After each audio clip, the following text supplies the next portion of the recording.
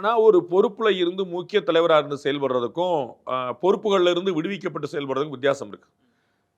நேற்று வரைக்கும் அவர் திரு வேலுமணி கூட எப்போனாலும் பேச முடியும். இன்னைக்கு திரு வேலுமணியை சந்திக்கணும்னா நீங்கள் ஆஃப் த ரெக்கார்டாக தான் சந்திக்கணும்.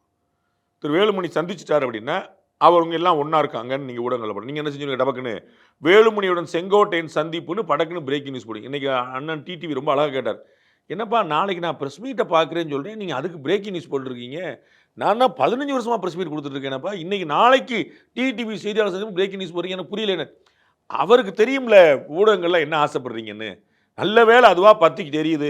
நம்ம கொஞ்சம் ஒரு வெண்ணெயை ஊற்றுவோம், நெய்யை ஊற்றுவோம், முடியலன்னா ஒரு பெட்ரோலையாக தூக்கி ஊற்றுவோங்கிற ஒரு ஆசைப்படுவீங்கல்ல. அதுதான் சரி. அவருக்கு தெரியல, அண்ணன் வந்து ரொம்ப வெள்ளந்தியாக ரொம்ப வெளிப்படையாக ஏங்க ஏன் ப்ரெஸ் மீட்லாம் பிரேக் நியூஸ் போறீங்க. எல்லோரும் எதிர்பார்க்கக்கூடியது நடந்து. அப்போ திரு செங்கோட்டையன் வந்து சந்திக்கிறாருன்னா திரு வேலுமணி வந்து பகிரங்கமாக என்டர்டைன் பண்ண மாட்டார். அண்ணே ஃபோனில் பேசுங்கண்ணே, நானே வரேண்ணே அப்படிம்பாரு. நேரில் வர வேண்டாம்னேம்பாரு. அப்படி தான் ஓடிட்டு இருக்கும். அந்த சிக்கல்